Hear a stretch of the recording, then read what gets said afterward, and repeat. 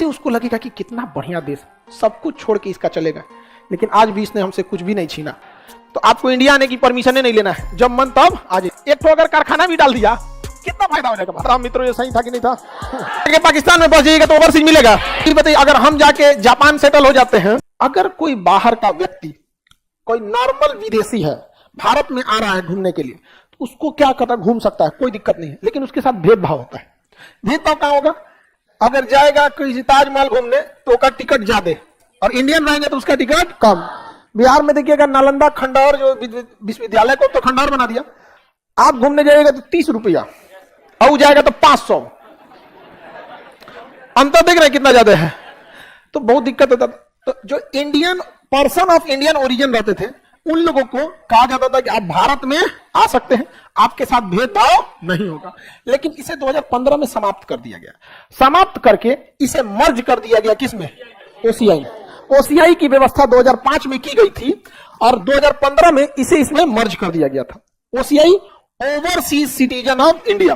Overseas citizen of India ये क्या कहता है कि वैसे भारतीय लोग जो विदेशों में जाके सेटल हो गए, वहां की नागरिकता ले लिए, लेकिन बहुत अच्छे पदों पर हैं, बहुत बड़े उद्योगपति व्यापारी हैं, तब उन्हें एक नागरिकता दी जाएगी, ओवरसीज सिटीजनशिप ऑफ इंडिया। इस पासपोर्ट को वो भारत में ले आएंगे तो भारत में उनको एक भारतीय की तरह ट्रीट किया जाएगा। भारत में उनसे जैसे भारतीयों से टिकट लिया जाता है उतने ही दाम पर लिया जाएगा।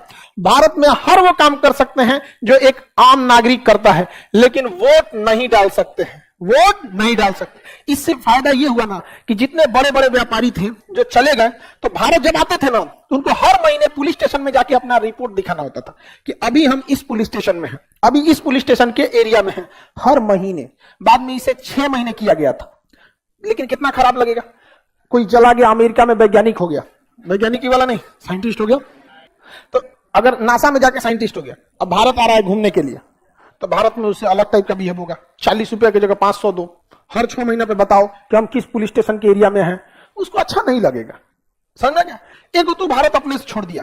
तो लक्ष्मी सिंघवी समिति, लक्ष्मी मल सिंघवी समिति, तो उनके सिफारिश पर यह कहा गया कि जो बाहर चल गया है ना, उसको पुल्हा के लाइए। पुल्हाने का मतलब समझते हैं?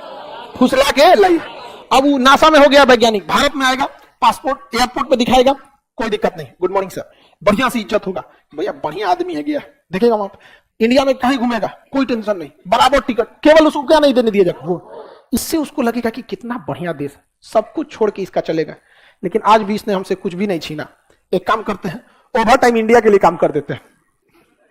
समझ आ गया कि नहीं आ गया? नहीं समझ आ गया तो कुछ कुछ इंडिया के लिए भी काम कर देगा।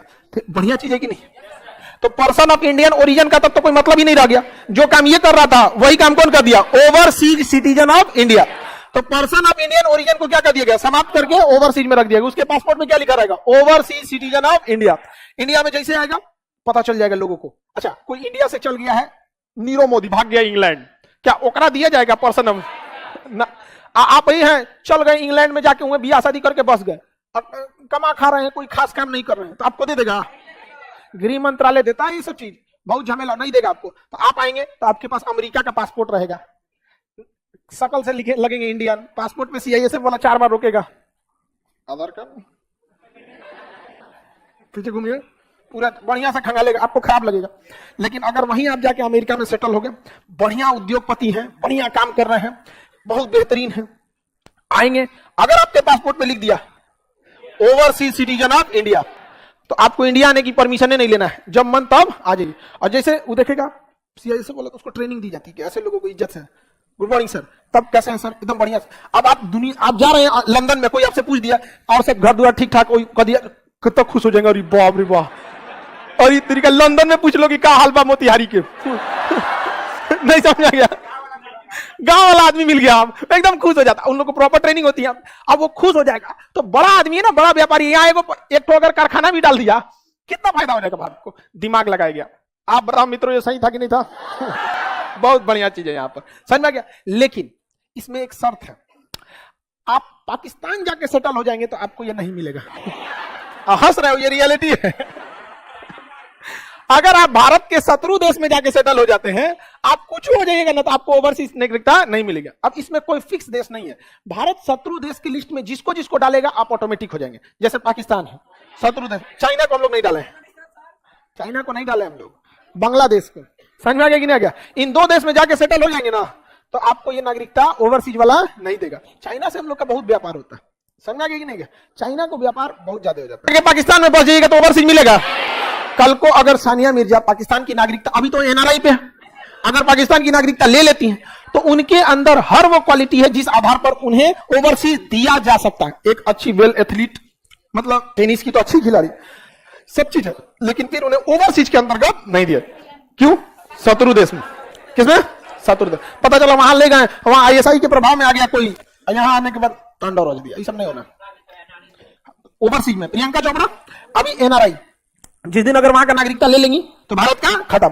लेकिन उनके अंदर एक कला है, एक्टिंग है, बहुत एक्टिंग भी बहुत अच्छा।